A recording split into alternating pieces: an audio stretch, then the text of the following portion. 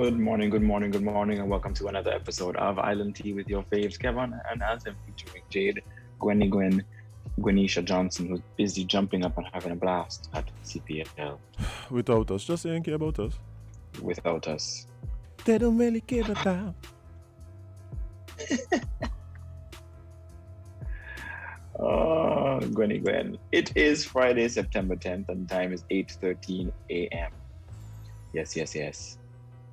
It is Friday the 13th, everyone. Friday? It's not Friday the 13th. Bro. Feels like it, though. Yeah, it's not. Bro, but since you mentioned Friday the 13th, have you seen the reviews of Candyman? The so-called remake? I've heard not so good things of it. I have heard that it is the most terrible movie ever made. Yeah. The trailer makes it look great, but apparently it sucks. That is the problem I'm having. I feel like filmmakers are getting very good at making trailers. Trailers and not movies. And not movies. I feel like that has been the trend. That has been the trend. And I'm gonna be honest. I'm all about supporting black and thing. But I think because I believe that we as black people are ultra creative, have unique experiences that we could bring to our art and stuff like that, I get very annoyed when I feel like creators expect us to support what they're doing simply because they are black and we are black. And I feel like that's what happened with Key and Peele. After his success from Get Out, I think that's the go-to. Like, no, just support me because bro, you watch Us? Us was good. I kind of enjoyed Us. I thought it was. I really enjoyed it, but I felt like I was missing. I felt like it was unfinished. I feel like I was supposed to get more. Yeah, I could agree with that, but I just feel like it was leading up to something, and then when it ended, I was just like, all this build up for nothing. Yep. Okay. It's like one of those movies that spend the entire movie giving you like a backstory and then just forget to give you the actual story. Yes. Thank you. Okay. I thought, I that's exactly what it was for me. That's exactly what it was, and I was like, okay. I felt like Get Out was overrated. I felt like it was a bit overrated. I think the acting was good. I think the storyline was a little bit like a parody. It felt like a parody to me. For me, it felt like I think its success was because it was the first kind of movie of it, the first movie of its kind. So it was. Yeah. You know, but when you say of its, we're really diving into this genre. But what you say of this kind, what you mean, in terms of what? Typically the black movies are either the struggle or the plantation. My point exactly. The black. So then this genre was more like this was more like a direct race horror thing, and it was like different. So it's just like, oh my god, new type of movie. And that was my thing. My thing was basically it was a race thing. I'm cool with race things because I expect the race things to be amazing because we are amazing. You see what I'm saying? Like, I know our potential. Like, when you talk about traumatized people, like, we supposed to get a unlock. We supposed to get a genre unlock. So, yeah. I was happy for it, but I was like, okay, you can't just expect me to come spend my dollar because, like, you're black and I black. No more. You gotta be, like, punching. Give me content. Yeah. But hey, I don't think people even watch it. Oh. Yep. Yes, we can hear you. Oh, okay. All right. Hi. Good morning. Good morning. All right. We have to refine this. I think the absence of the lady, I think, is complicating things. You know, she has a way, you know, of smoothing the path. I don't know. Kevon, what do you say? I agree. I'm a busy man. What's that? Sorry? I said, of course I agree. I'm a busy man. I can't manage everything. Oh, okay. All right. Anyway, before we join Ambassador Commission, we're having a little chat while we were waiting on you or to sync with you. and waiting on Ambassador Commission to get to his office. We were asking the question, where were you when you found out about the plane slamming into building number 1, Tower 1 of the World Trade Center? And I was sharing my story with the listeners. What was your story, Kevon? Do you remember where you were when you found out? I was in school. Yep. You were in school? Okay. Yes, I sir. was in school. So somebody came in the classroom and told you?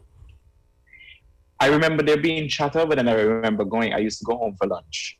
My parents used to take me home for lunch break. And I remember going home for lunch and watching it on the TV. And then when I got back to school after that, it was the only thing anyone could talk about. Look at you. That was something else. You go home for lunch. Your parents came for you for lunch. You bougie. Kevon? No, I was upset because I wanted to have lunch in school. But that was what about you, Azem? And then we'll go to Ambassador David Commission. that day was something else. I remember it clearly. Mm-hmm. I was in fifth form at the time, and I remember I used to, unfortunately, and the kids, anybody listening, this was horrible. I used to skip a lot of class, so I was actually walking on the corridor when I should not have been walking on the corridor, and was passing by the office when I think it was the secretary ran out and called the infotech teacher. The infotech lab was right next to the office. Mm-hmm. And then I heard them speaking about it. By that time, the word had went back up to the classroom because one of my classmates' mother worked in the towers. So somebody called the school, and then they went and got her out of class before she heard it. Before she heard it just on the shushu. Oh boy. Then what made it more interesting for me that day was, at lunchtime, everybody went to TDC, which was it was down in town, close enough to school, and they sold TVs. So all the televisions were on the news networks, and so people were just in there, and we watched as the second plane hit the tower. So I saw that live on television. So that was it was a surreal experience. I couldn't, at the time, I couldn't really fathom what was happening, but you knew something. Yeah, this was something unprecedented. Yeah, without a doubt. Ambassador Commission, good morning. Morning. Sorry to be late. Good morning. That's quite okay. I did offer apologies and even prepared the listeners for the potential disappointment that you may not have been able to make it. But I'm very happy that you've been able to join us. Before we get into the meat of the CARICOM Africa Summit, which is, of course, the reason why you're joining us this morning primarily, do you care to share your 9/11 story? How did you find out? And, where you were? I was in the airport in Johannesburg in South Africa. The United Nations World Conference Against Racism had just ended. The international story of the day was the Conference Against Racism, where the United States and Canada and Israel had walked out of the conference. And the big international story was about racism, reparations, slavery being a crime against humanity.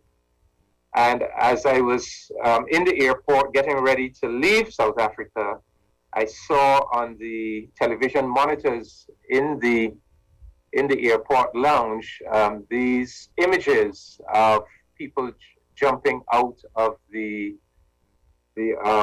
towers. Initially, I thought it was a movie. I thought it was fiction, and only then to realize that I wasn't watching a movie. I was watching real life. So it was really horrific to see human beings jumping out of these towers to their deaths.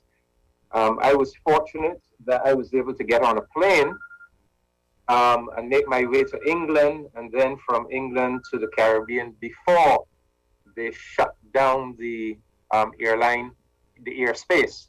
So I was one of the fortunate few to actually get home before air traffic was shut down. Then, they went. George Bush went on to declare this war on terror, and that basically subverted much of the work that had been done at the UN World Conference Against Racism. That's my story. Yep, quite a story it is. Yeah, interesting indeed. All right. Well, I shared my story with the listeners already before we did this link up, so I won't.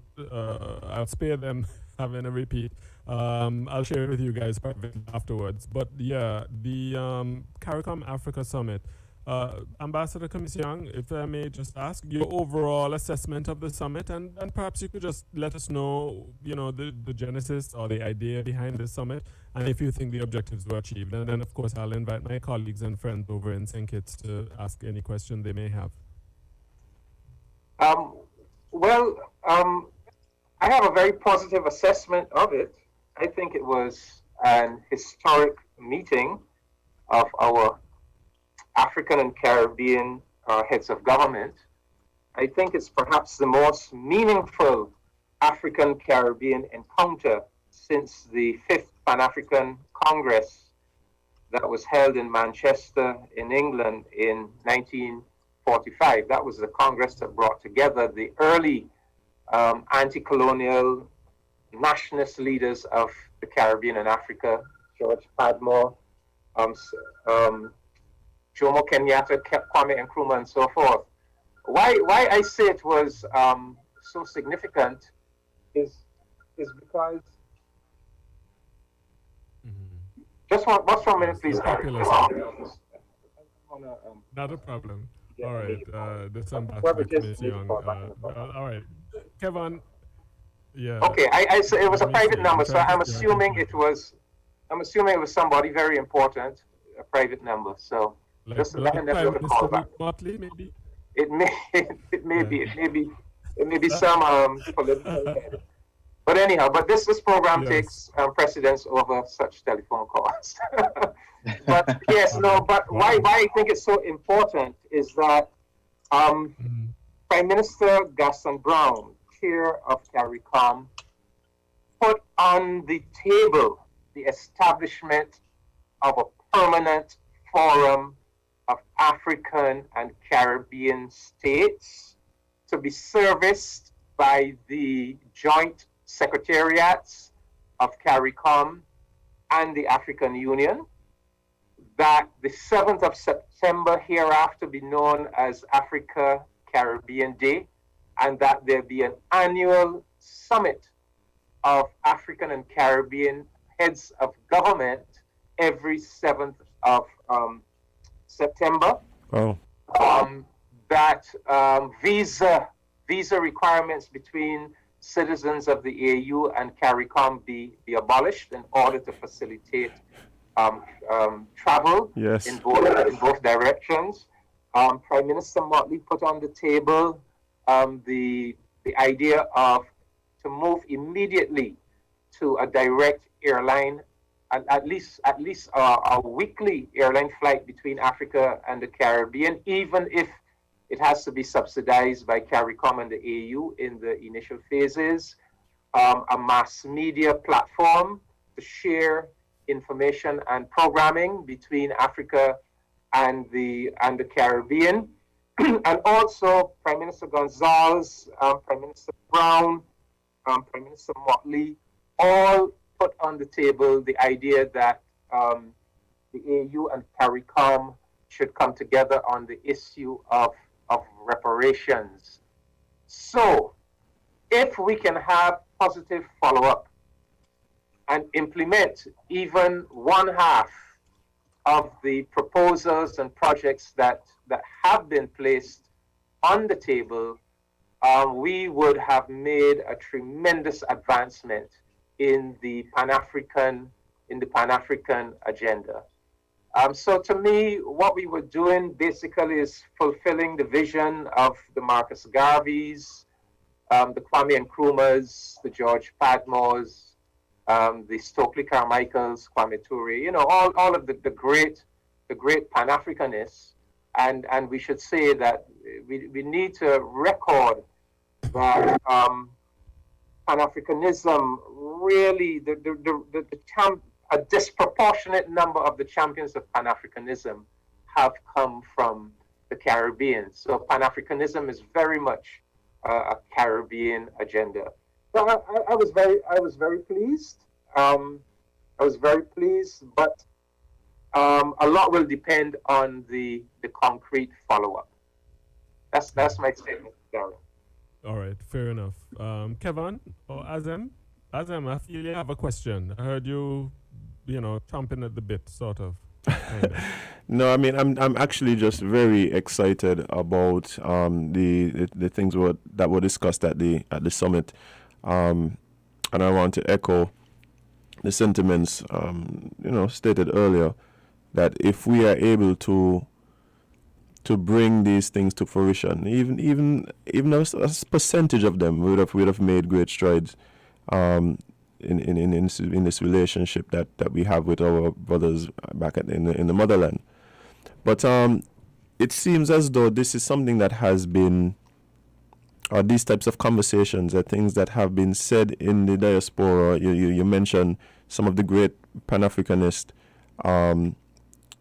Was there something in particular that spurred this summit? Let me just say, why now? Well, speaking from a Barbadian perspective, I can tell you that the current governmental administration in Barbados, the Mayor Motley administration that came to power in 2018, came to CARICOM with a very strong focus on advancing CARICOM into Africa. And this is a big part of Barbados's own diplomacy. We have just established an embassy in Kenya. Our High Commissioner to Kenya was just had his credentials authorized by the Kenyan government. We're in the process of establishing an embassy in Ghana. We already have a cultural and business attaché in Ghana on the ground, already doing work, and we will be establishing a diplomatic office in Morocco as well. So Prime Minister Motley came to CARICOM with that perspective. Prime Minister Ralph Gonsalves, he came with the perspective of an African, Brazil, Caribbean diaspora commission. And he brought that idea to the CARICOM Heads of Government Summit in July 2019. And he was given permission to forge ahead with that idea. So CARICOM was speaking. CARICOM 2018, 2019. CARICOM was speaking about a very serious outreach to Africa. And then in 2019, something very important happened. Two African presidents visited the Caribbean. President Uhuru Kenyatta of Kenya and President Akufo-Addo of Ghana visited the Caribbean. And some of our leaders reciprocated those visits. So Prime Minister Motley, she in turn visited both Ghana and Kenya. And during President Kenyatta's visit to the Caribbean, he held a meeting here in Barbados with a number of the CARICOM leaders. And it was at that meeting that it was proposed that we have this Africa CARICOM summit. And he then took that idea back to the African Union and got the consent of the African Union to forge ahead with it. We also took the idea back to the entire leadership of CARICOM, got the approval of CARICOM, and this conference, this summit, was supposed to be held in Nairobi, Kenya, in June of 2020. But because of COVID, it had to be postponed, and it was postponed to Nairobi, Kenya in 2021. Once again, COVID didn't allow that to happen. And so President Kenyatta took the initiative. He said, look, we have tried on 2 occasions to have a physical summit. Let us do it virtually on the 7th of September. And that idea was accepted. So many kudos to President Uhuru Kenyatta of Kenya for really pushing the idea. And I also need to say that he has really distinguished himself because the Kenyan government has offered office space to CARICOM, 2 years rent-free, to entice CARICOM to establish a diplomatic office in Kenya. So many kudos to him for having that Pan-Africanist initiative, and also to the collective leaders of CARICOM for embracing the idea of developing this relationship with Africa. All right. Awesome. Thank you so much for that comprehensive. Azem, you had a follow-up, or Kevon, you have a question? Azem, you there? Yeah, I'm here. Yeah, I'm just listening to some of the and looking at the communique. Some of the points that were raised and some of the suggestions that were made. I know that in the past, certain African Union members, for instance, Ghana and Kenya, have been, let's say, incentivizing CARICOM nationals or Caribbean nationals to come to their countries, giving some little incentives to people who may want to migrate there. Is this something that was discussed in terms of repatriation, or people looking to migrate between both, outside of course, the absence of the visitor visas? No, well, the thing is, this is just a start. So once, I would imagine that these ideas now, these proposals, will go back to the African Union heads of government, their overall conference, and to CARICOM. I would imagine that they will be accepted and they will be operationalized. Once that happens, once the permanent forum is established and the 2 secretariats are working together, then we will be able to flesh out, all of the ways in which we will be collaborating.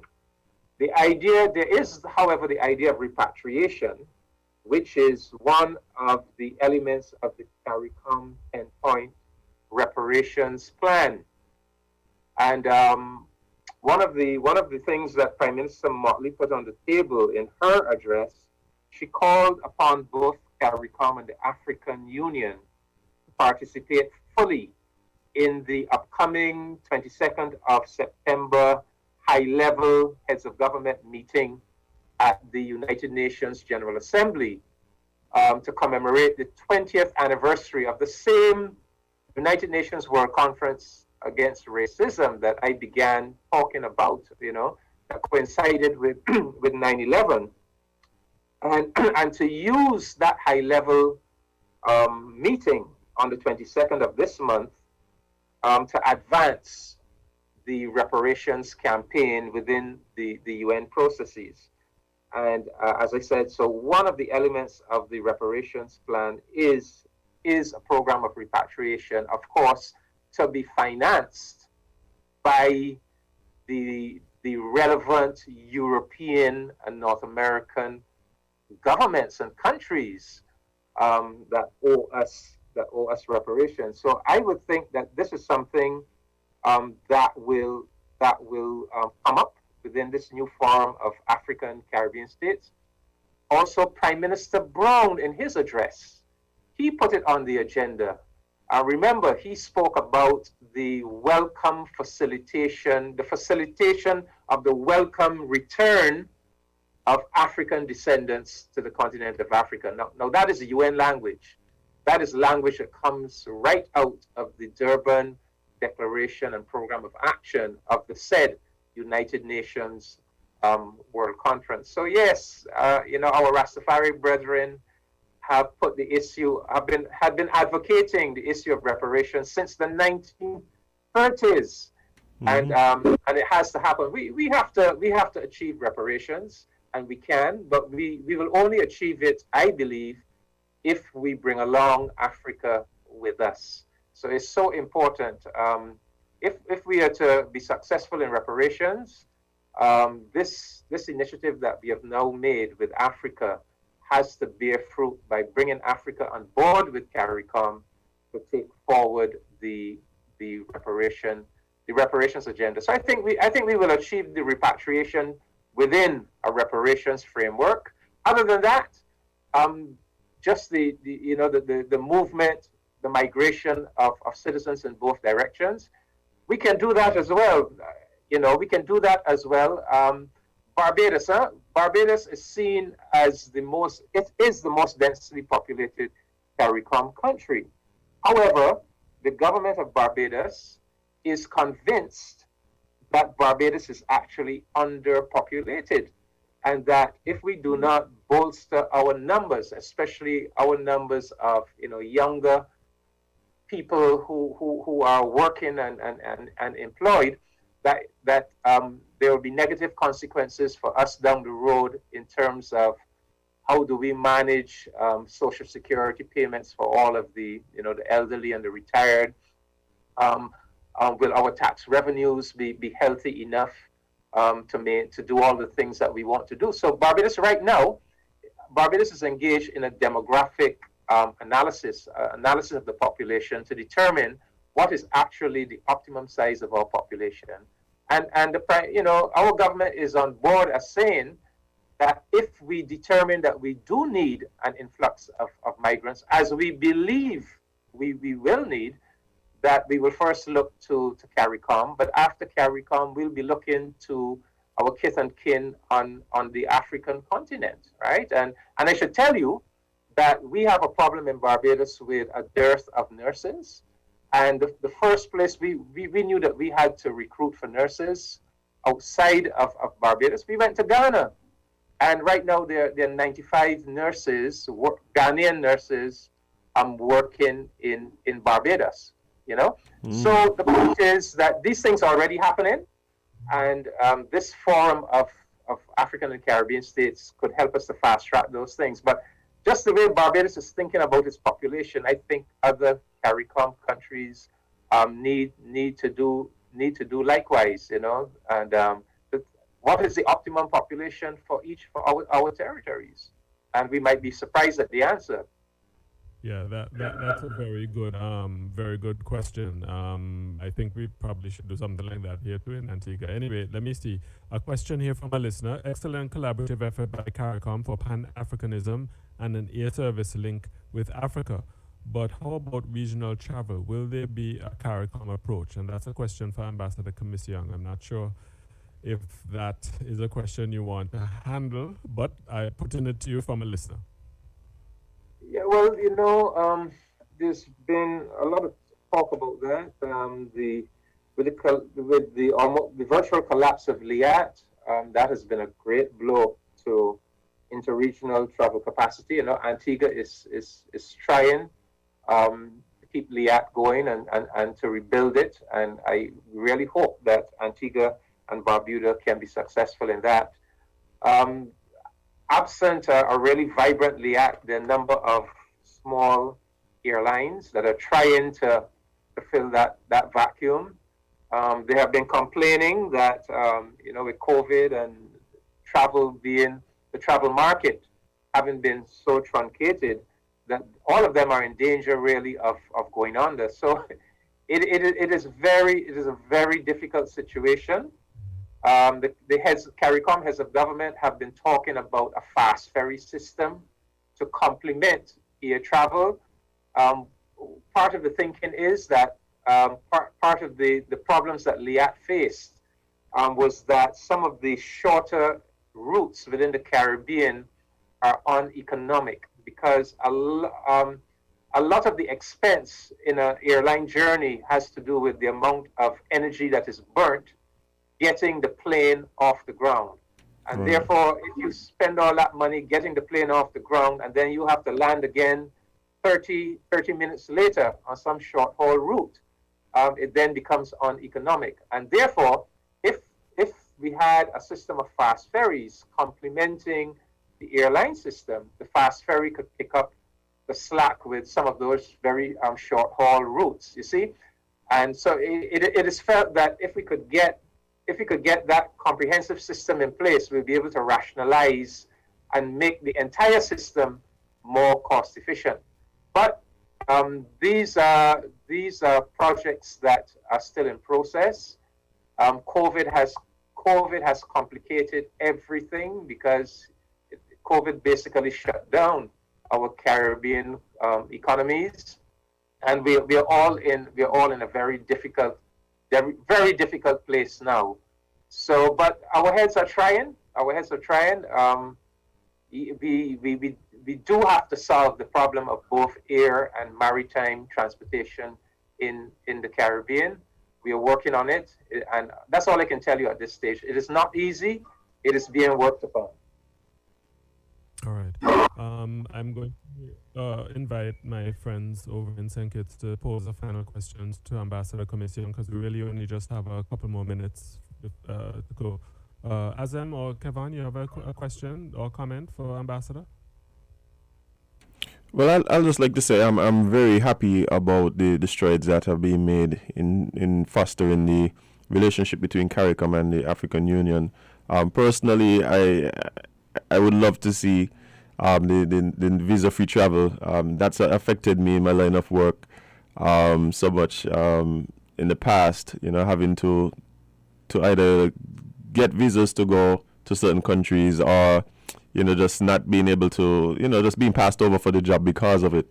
So things like that for me personally is a big plus. I'd love to see more people being able to travel from the region to the continent, because I do believe that something does happen inside you when you land and you realize you are back on the motherland. So hopefully we see not only the meetings happening among the heads and some of these things happening, but also the attitudes between residents and nationals here in CARICOM and even in Africa about each other. I'm really hoping that is something that could foster. I'm hoping for the Africa CARICOM Day, we could really see the heads pushing for some type of event and make it a real staple in the calendars of the countries. So hopefully that is the direction we're moving in. I'm just really excited about this, to be totally honest. Yes, I'm excited too. I'm looking forward to flights between CARICOM, regular flights between CARICOM countries, somewhere, either Antigua or Barbados. I think we consider to be hubs within regional air transportation. Mm-hmm. Of course, I prefer it here in Antigua, so I don't have to go anywhere. But if I have to go down to see Ambassador Commission and Prime Minister Motley before I head off to Ghana, or to see Uhuru Kenyatta in Kenya, I wouldn't object. We will welcome you to the new Republic of Barbados. The new Republic. Listen, Ambassador, I am going to ask you a huge favor. I mean, I've had sporadic efforts in trying to obtain an interview with your Prime Minister. I did try. The last time I tried was sometime earlier in the year, and then there were some changes with personnel, and the contacts were lost and all that.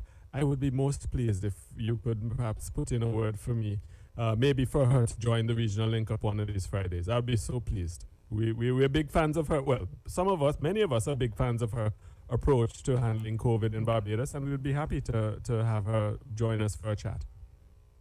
Well, what you should do, send an official invitation via me that I can then forward to her, and we can take it from there. Yeah, it probably won't happen this month though, because this month is the United Nations General Assembly, but probably in October will be a good time. Okay. All right. I will certainly get that invite to you, sir. Thank you so much for being at least willing to try. I appreciate that very much. All right. So, gang, I got to go. In St. Kitts, I wanted to share some messages with you from Sly J. ZDK, which is a local radio station. That's where they first heard about the attacks on 9/11. Some folks say they were actually in New York when it happened and close to the World Trade Center when it happened. Wow. And the best one of them all, well, the most interesting one of them all, is that someone wanted us to know that they lost their virginity on 9/11 2001. So, okay. I just thought that was the most entertaining one. That was the most entertaining one. Anyway, listen, folks, I really gotta go. I gotta spare some time for our friends at the Rotary Club of Antigua, who are celebrating 49 years of existence in Antigua. And so I gotta leave it there. But thanks so much, Ambassador Commission. All the best for with you and your work. Continue to do what you're doing, and we're looking forward to continual updates as time goes by. Thank you very much, all the comrades. Yes, thank you very much, all the comrades and comrades in Think It. See you all next week, Lord willing. Bye-bye. Definitely, bye. Blessings. It's now 12 minutes. Wow. So I remember when we had heard about the commencement of the summit, and I was just thinking, is like what's gonna come out of this? Is it going to be, and we have to wait and see. Is this another set of talk shops? Is these things going to be gonna come on stream? And do you think people really understand the importance, the general public? Do you think they really understand the importance of fostering the relationship between CARICOM and the African continent? But we have somebody trying to join the conversation. Good morning, caller 11 LNT. What's up? Oh, lost that caller. We have someone trying to get in still. Good morning, caller 11 LNT. What's up? Your greetings, Prince. Hey, man. Morning. Had your tea already? Yeah, man, but no bush tea today. I was rushing. I had a tea bag. It's alright, man. So, you said yesterday sometimes you indulge in them thinking sitting there, you know. But sometimes it happens, man. Because in the prophet, you know, I strive towards that, you know. Yeah, man. Perfection. Give thanks to the feed forward from the summit, you know. Sure. We are very excited about it also. We don't see it as another talk shop at all. We're feeling good vibes. Yep. It's feeling good vibes. It's feeling that way. It's feeling that way. So. Yeah. And we are keeping it that way there. And in terms of the generally, if it go out there generally, you see, true, the mental slavery terrible. And a lot of the people see themselves not as African. Well, it's Caribbean and Africa. So if you see themselves in that light, it will step up. It will happen. The collaboration will happen. But a lot of the people identify with the continent because of the mental enslavement and bread and butter issues and all heap of things, you know. Yeah. But we know say we will get there, and we give thanks to what take place, and we're looking forward to consistency and opening up as a race. You know, many years ago, you know, it was a day in Jamaica, I met a sheikh. I think the sheikh, I don't ever call him the right name, but he's from a rich family in Kenya. He been here since the story, so he came here a couple years ago to have audience with Sambo, you know. He told me that his family, he want me to come to Kenya to manage, to be part of management of a 500-acre corn farm. Boy, trust me. I talk to them, and we just know me gone from Thinkits again, you know. God, you don't know this plantation island, yeah. It is what it is. A home, we see ourselves as a continental people, you know. Right. Give thanks to the kind of environment, the natural environment that we are in these plantation islands, yeah. The environment not too bad, you know, tropical and things like that, you know. Right. Good foods and all them things, but home is home, you know. Always. Home is home. Home is home, and that's where the heart is. And we look forward to to great things as an African people. Sure. Yeah, and we not see no do me now. We hear somebody say, oh, we gonna never unite and this and that and they hear nothing but Yeah. It was said, watch out. During the time he was enduring the physical bondage, you know. With the chain from the hand and the neck and the foot and all about of it, you know. It's okay that this would never stop, you know. That's all. All right. But it stopped. Yep. It stopped. Even if mental enslavement was around, we're going to get too. Yeah, man. No, we'll overcome. Yes, give thanks. Blessed love. All right, man. I appreciate you. But yeah, guys, I think things like this is important. You know, I always feel like a part of your high school education should be exposure to some other culture, right?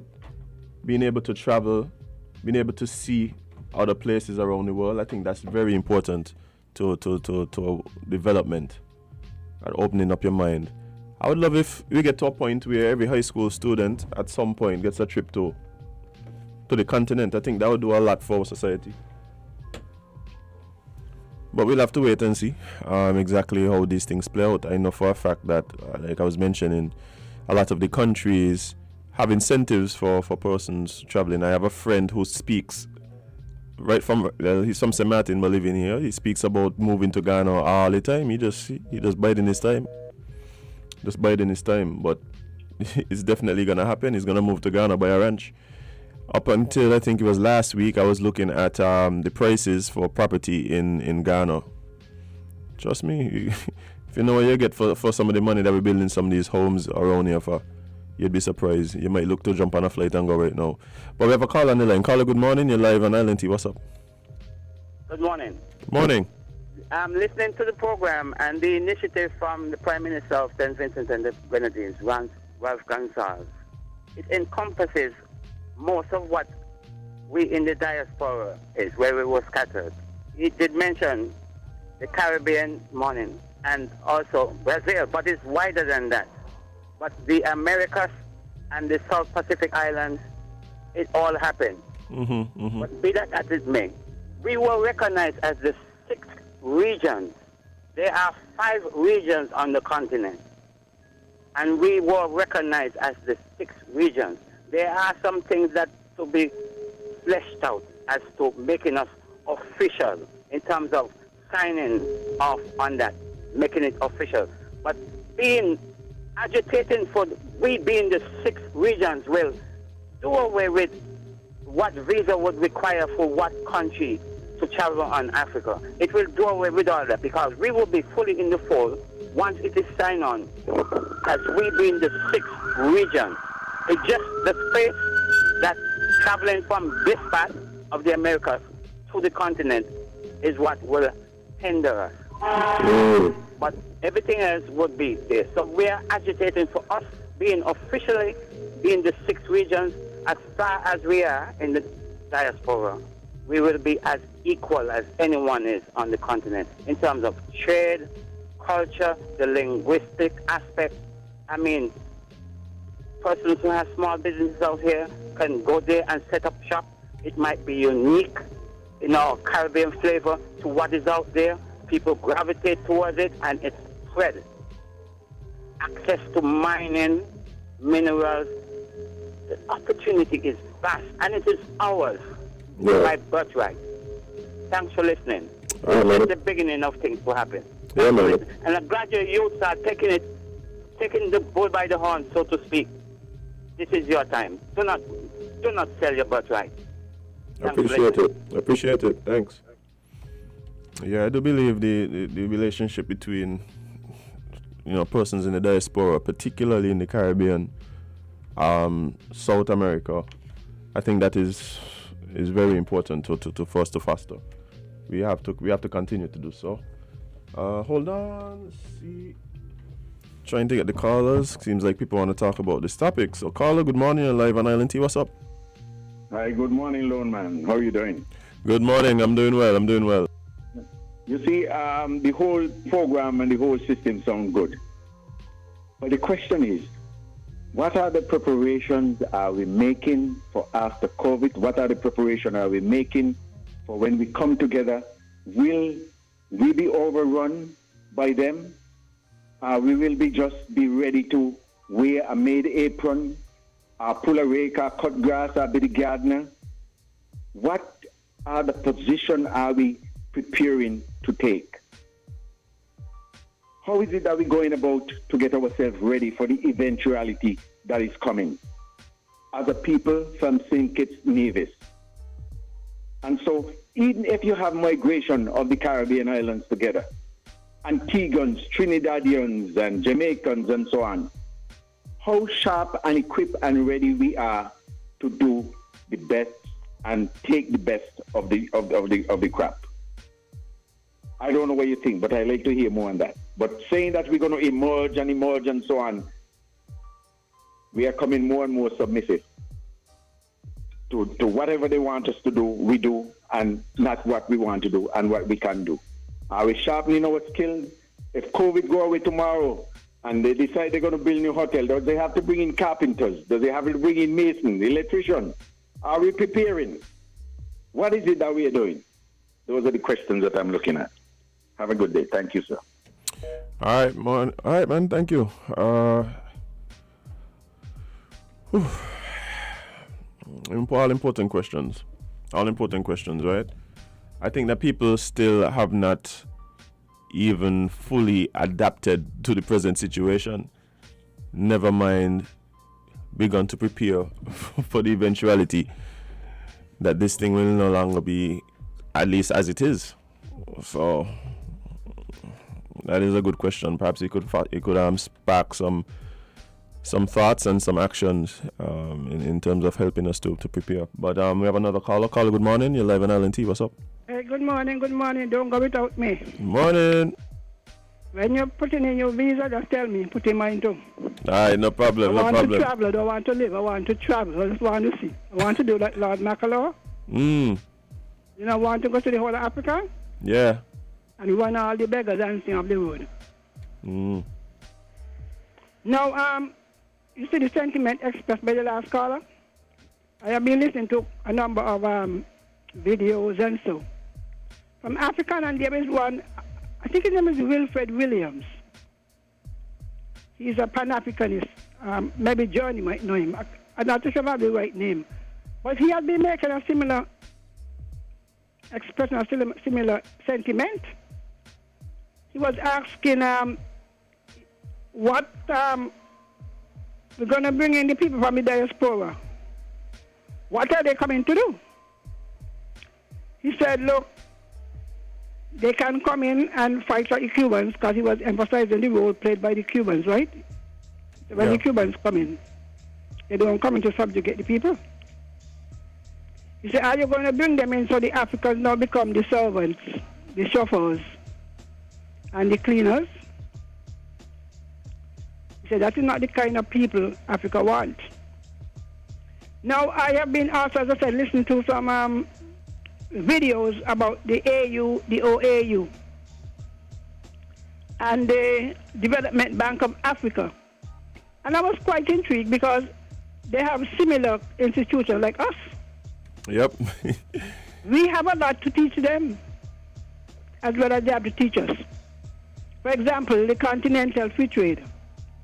They have been complaining, I think it was the president of it, about the difficulty they have getting goods across border. Because while they're supposed to be free trade, barriers are put up. Some are physical too. You know, and the CARICOM is doing a fairly good job. You have CSME. You know, so if they could construct something similar that gave the citizens of each country the right to move, the right to settle. Of course, CARICOM give you 6 months, right? Right. You can visit and spend 6 months. Once you are working, if you're going to work, you need a work permit.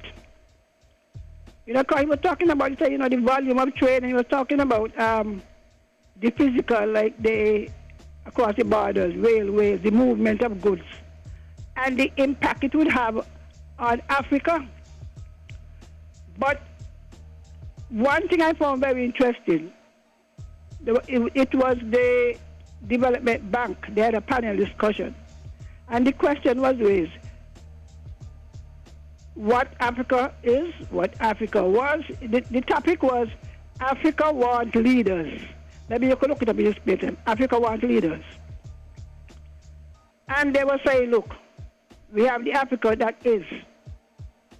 The Africa that was, let me start with, was, is, and want to be.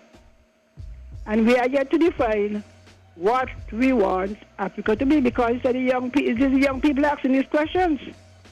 You know, on this radio we hear a lot of what Africa was. Mm-hmm. We don't hear more what Africa is. What do we want Africa to be, and what can we contribute to it? Because when you deal with Africa that is, it is historical information, it is romanticism in a lot of places. But the young people of Africa they have the same set of exposure, and they even spoke about the leadership in Africa. So some of them all can't even lift up their hand. They wouldn't give up. In a lot of cases there is no succession planning, and as you say, any leader who has no succession plan is not a leader. Right. We need to get young people, man keeps saying, we need to get young people, they're more innovative. You know, what we're talking about, you know, in Africa we used to cook around these tree stones. Those days done. It had nothing to do with Christianity. It has to do with African youth want what other youths have. There's no reason. They have all it, and he was even saying, look, when we get together, we could form our own thing and mine our own resources. But you say all the leaders, all they do, investors come in, say they're going to provide work, give them a big, handsome undercut, and that's it. Yeah, that's it, yeah. Yeah, so I hope when we are talking and thinking about Africa, all my good African friends, what is your vision for Africa? It cannot be the pyramids. They exist, we are glad. We know we have a good history. But we can't stay there. Because some will say we have a history of slavery too, but we can't stay there. And I'm encouraging the youths of the Caribbean and Africa, because a lot of them here come to do medicine and so. Some of them don't go back. And the idea of bringing in nurses from Ghana, I hope our governments in the Caribbean follow suit, because we're bringing them in from the Pacific. So I commend them, and I hope our leaders, because he said the problem with the African leaders is that they're old, unimaginative, and they are not making enough room for the youth. All right then. All right. Thank you. Yeah, I think when we're talking about development of any organization, society, country, like leadership is always a big part of that conversation. And we know that when we talk about neocolonialism and what that means, the textbook, when we look at the textbook, we see where a lot of those examples come from. So I mean, changing that dynamic is definitely important if we want to see long-lasting change on the continent. Good morning, caller. You're live on LNT. What's up? Hello. Good morning. Morning. Yes, this is Journey. I want to say good morning to Mrs. Henry. Sorry, your name escaping me. I like to address Azem. Azem, yes. You know, the youths are involved in what is happening in Africa. Now, to bring this point across, we have just had an overthrow of the president of Guinea. Yeah. Now, a couple of years back, the medieval cathedral in Paris was on fire. It got destroyed, and that president of Guinea took 2 million euros. And his word, and I'm quoting, he said when he saw the pictures of the fire of the cathedral, he was so disturbed, while his people are living in slums in Guinea. So that change of that overthrow, I don't know if it's going to spill over, because we have the president of Cameroon and other African presidents. Yes, they are old men. I refer to them as trophies, old trophies. So the youth are involved, and the youth are demanding change. It is happening. I'm also surprised at the level of arrogance from Mrs. Henry, because I raised a point on the Voices program a couple of weeks back where Lord Macaulay, Mrs. Henry, who is an educator, and also, as she says, she's a Christian, by coming on and saying she wants to see what Maku, however she pronounces his name. I find that to be very ignorant of Mrs. Henry, and I have respect for her, but for she to say this, I would rather not hearing these kind of sentiment coming from her. However, now, about the summit, here we have that the African 54, 55 states could not trade with themselves for decades, and that design was done by the West. As of February this year, you and I can take a plane from St. Kitts to Jamaica, from Jamaica to Lagos, and then we can branch off to any other African state. Right. This summit that was held on Tuesday, with the pandemic that we now have, our scientists, this summit is creating opportunity for black scientists now to come together in their own lab and develop their own vaccine for Africans globally. Now that is significant. And I'm going to say this to you, that I am in contact with a African community in Germany. And I'm going to tell you something. The white Germans are reaching out to the Africans in Germany, asking them to show mercy to their generation to come, recognizing that the West is sinking. Asking this black community in Germany to show mercy to their generation when they come back to the continent of Africa, because they realize their system is crumbling, the West is sinking. I don't know if you're aware of the flooding that Germany had last couple of weeks. Yeah, a few weeks ago, yeah. Mm-hmm. I mean, and they are calling it climate change. This is not climate change. Who wants to believe climate? I call this the hand of God is working, because the atrocity, this white community recognize what their ancestors did to you and me, ancestors on the continent. So they're asking them now that when their generation goes back to Africa, Africa is the future. Why are we separating ourselves from it when other people want? China is there. There's a huge Chinese community on the continent of Africa. India, the Europeans are there, the Americans are there. But we don't want to go there. One of your callers said, do not sell out your birthright. This is a major event that just happened, and we should keep it burning, because our people need to understand that our birthright is there waiting for us. This is the hand of God. There is a global awakening right now for black people. This coronavirus that they created, this was in the making. Why? Because they know that this is our time.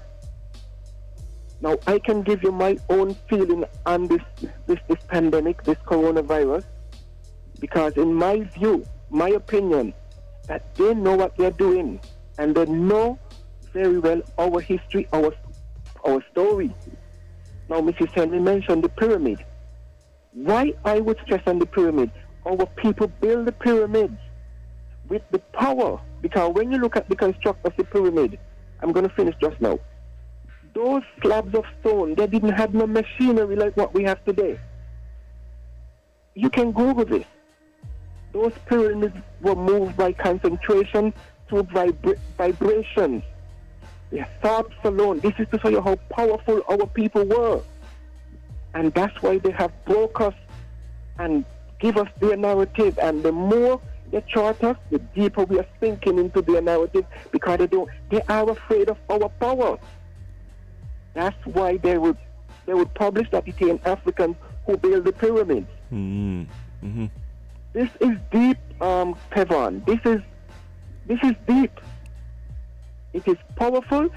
They know it.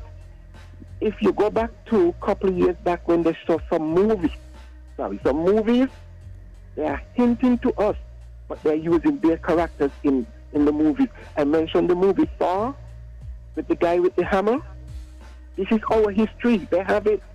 The Church of England, the Vatican have our history buried. So they can go and pray to our people to keep them, but keeping us hidden from our history and our power. This is what they're afraid of. But I don't want to misuse your name again. I'm not really good at names, but they have our history pinned down. Yeah. Again, Mrs. Henry, I am disappointed. I have respect for you, but I expect better from you to Mrs. Henry. All right. Thank you for hearing me. Thanks. Yeah, boy. On this journey, on this musical. Well, okay, Kevon.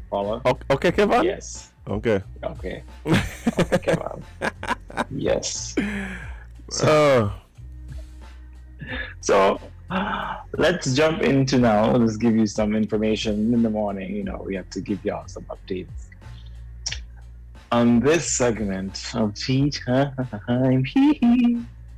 we will get into some local. We'll see if we get to some regional, and then of course, if we have time, we'll go to the international. Kind of tight, but let me go. Yeah, but until then, we move. So let's eat quick. No, that's not eat local. Let's drink some tea quick. So COVID-19 cluster has closed a Scasper facility, shed number 1. Shed number 1. Behind curtain number 1 is COVID. A cluster of COVID-19 cases at Scasper has resulted in the complete shutdown of facility shed 1 located at the Deepwater Harbor at Bird Rock. It closed at midday on Thursday, September 9th. Scasper said that the immediate temporary closure is as a result of confirmation of a cluster of COVID-19 cases in that facility. The press release further stated that others identified are expected to be tested, and a thorough deep clean of the facility will be carried out. Scasper said that the opening and reoperation of facility shed number 1 will be provided shortly. So, I hope nobody thinks in there. Oh boy. What facility shed? I'm assuming it's not. Yeah, but you see, these are the ways in which we don't necessarily recognize COVID affecting us until it affects us. You know what I mean? Mm-hmm. Yep. And start closing down things that are actually like daily operations. Brother, I'm telling you, when this thing started kicking off, right?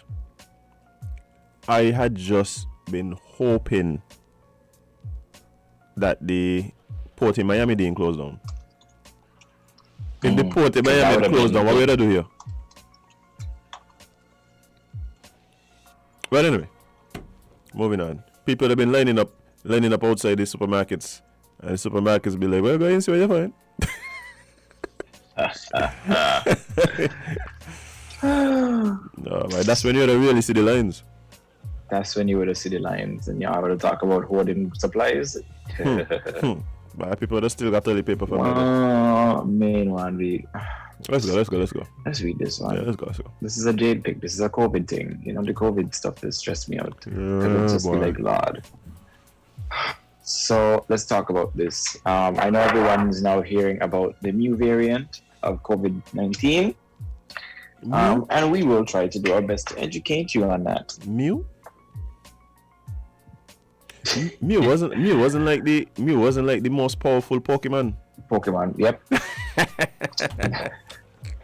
So what is the Mu variant? It is a version of the coronavirus that was first identified in Colombia in January and has since caused isolated outbreaks in South America, Europe, and the United States. Stick up in.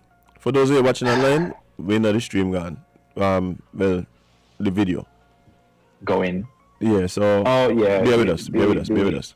Continue. The Winjumbi on the stream. Yeah. So the World Health Organization last month listed it as a variant of interest because of concerns that it may make vaccines and treatments less effective, though more evidence is needed. Scientists monitoring emerging COVID-19 variants based on suspicious genetic changes and then look for evidence to determine whether the new version is more infectious or causes more severe illness. Viruses evolve constantly and new variants may often fade away. So far, the new variant doesn't seem to be spreading quickly. It accounts for fewer than 1% of COVID-19 cases globally. In Colombia, it may be responsible for about 39% of the cases, though. Most countries remain concerned about the highly contagious Delta variant. It is the most dominant variant in all of the 147 countries where it has been detected. So I hear somebody ask me the other day, oh, you see, I got started taking vaccines and it don't work. And so let me ask you this. Does your CD player play flash drives? Your CD player was made at a time when CDs were usable. When new things show up, you can't really sometimes use them with old stuff, right? So sort of the same thing here. When it was made for what was there at the time, they can't make it for what they don't know about yet. So this is why it's not really effective to newer variants sometimes, because it wasn't made with variant information. But not only that, Kevon, this is my thing too. The viruses mutate. So what happens is, like, you have immune response, you get infected, the virus mutates, and you don't know who is the carrier that's going to be the one whose genetic makeup or physical attributes or whatever is the one that is going to cause this virus to be like crack the code, basically. You don't know. And so it's almost like we're in a situation with this particular virus and the vaccine hesitancy and the vaccine rhetoric and back and forth, where it's almost like this perfect storm for creating like worse and worse and worse versions of this already terrible disease. Right? It's I just looking at this whole thing and just wondering like how. Until and like I've been saying this, firstly, we should have probably just locked down, stop everything from moving, boom, boom, boom. Yes, it was gonna be difficult. Yes, people are gonna suffer, but start the movement of people, stop the virus. That cast don't leave the stable. You can't get back in. You don't gone. Wild stallion running wild, right? Until we get something, in my view, that just literally kills the virus, like kills the virus itself. Clean up the place. Just protect ourselves. Protect ourselves, yo. Wear a mask. Eat healthy. Sanitize. Wash your hands. Sanitize. Wash your hands. Yeah. Be, social distance. Be mindful about where and how you interact with people. Yep. Like it's like, yeah, these things out there, like these ain't a boogeyman now. This thing out there, like out there. And if it out there, then reach here. Let me tell you, like if I feel it, reach here, I'm very wrong. Very wrong, because it will show up. Yeah, just like we boast and brag, saying it's COVID free, think it's COVID free. We what? Almost 600. If we're not at 600 active yet, who knows? And we were told this. We could only hold it off for so long, and here we are, not holding it off anymore because it's on the run. Here's the quick rundown of the COVID cases. So confirmed in the last 24 hours 38. Active, we now have 613. So For St. Kitts and Nevis to split up the cases since the beginning of the pandemic, St. Kitts has 1,150. Nevis has 240. Nevis had 20 almost a month ago.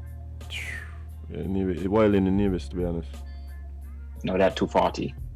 Yeah, wild in over. So, our death toll is at 6.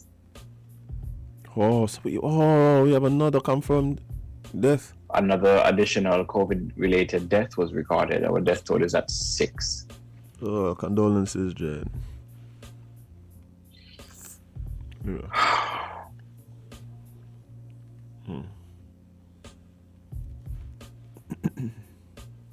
Yeah.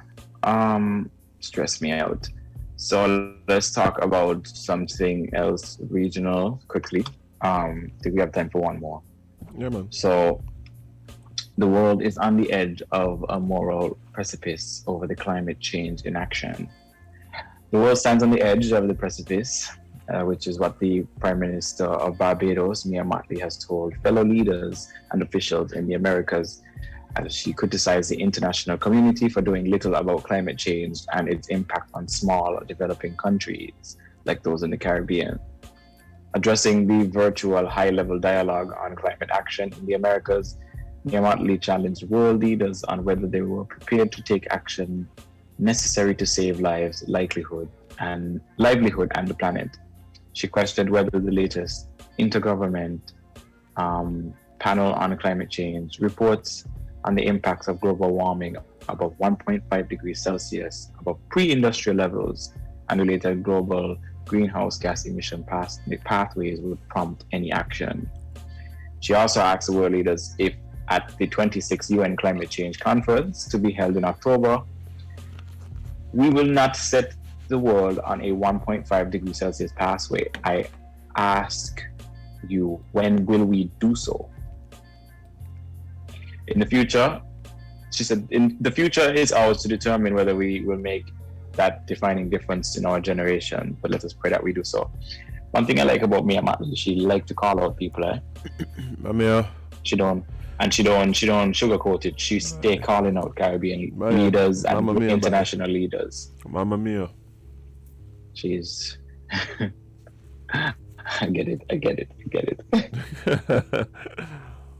Oh boy. Yeah. But yeah, so it's bro, I don't think we have the political will to do what we have to do. Like, I mean, and the truth is the bigger countries doing what they want. What is going to overthrow the almighty dollar? Like, what is going to overthrow the almighty dollar? All these capitalistic countries, like, all they're thinking about is like, keep the money rolling. We could deal with climate change later. We could figure out if we got to spend more money to invent some machine that can somehow cool down the planet or something. Like, that's what they're gonna do. They're gonna just throw more money at it when things get to a point, and then somebody can get a Nobel Peace Prize for putting a plaster on a wound that we could have avoided 20 years ago. Like that's and then guess what? Then we have to do it all over again. Yeah. By that time, another crisis. Oh, we ain't got no clean water on the planet. Somebody can come up with something. Oh, desalinate the salt water and make it drinkable. Hey, you're amazing. Like my humans, hey. Oh, boy. Next thing they come back and be like, oh, we ain't got no birds.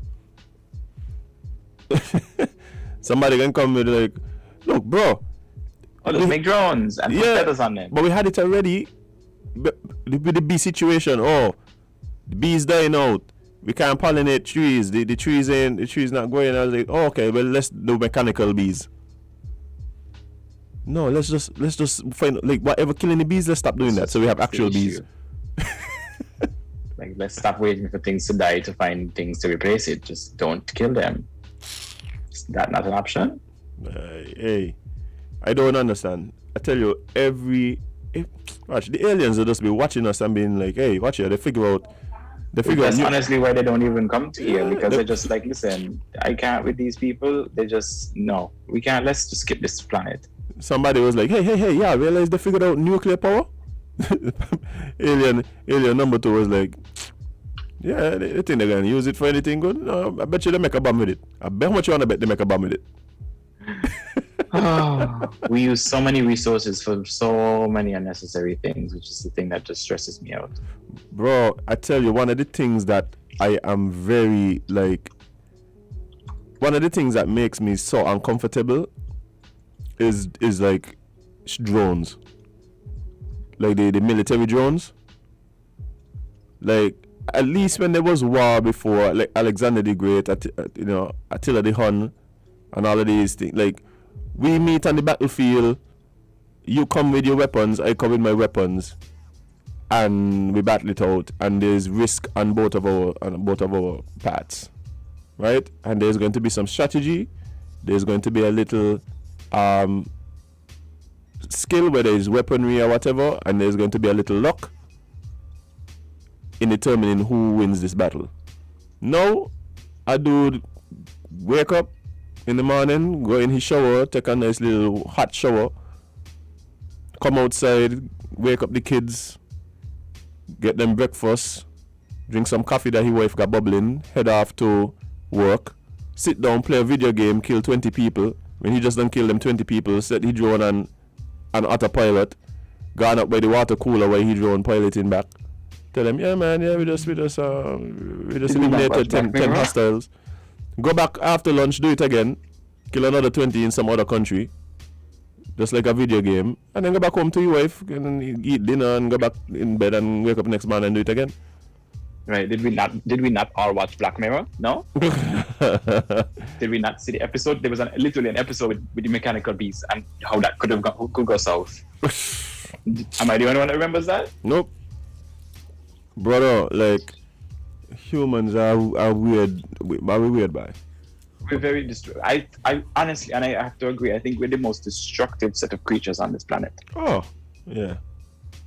Because we destroy others' habitats, then fuss about how they can't thrive and how they invade in our spaces, but we invaded their spaces, took it from them, forced them to have nowhere to go, and then we upset when they cross in streets that weren't put there by nature. Bro, that's the thing that's blown my mind. You know the funny thing about this? Like, the conspiracy theory would be that the rest of the planet, like the whales and the birds and the bats and so, conspired to come up with coronavirus to get rid of us. But the reality is, we probably just made it ourselves. We definitely did. We just made it ourselves. If the whales and the bats came up with it to get rid of us, then they're right. Hey. Because all we've been doing is destroying their habitats non-stop. Destroying their ecosystems and their food chains and disrupting everything. So if they actually did it, in their little underwater lab at the National Geographic Summit. Yeah, yes, right. Bye. So, humans, bye. It's truly.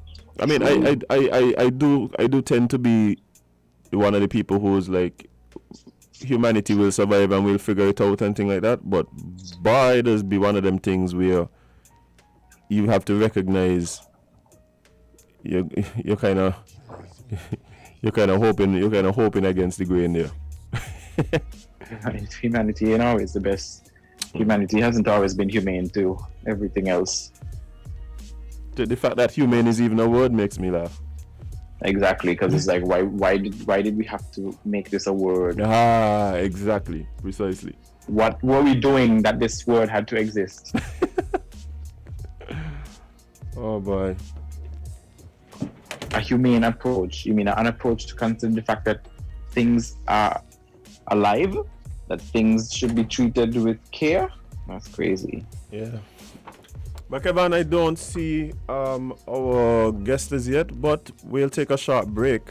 Guys, guys, if you're listening online, what we're gonna do, we're gonna stop the live so we could end the seizure-inducing theatrics on the stream, and then we'll be right back with more Island Tea right here on Win FM. So join us on the other stream. If you're listening on the radio, we'll be right back. Don't go away.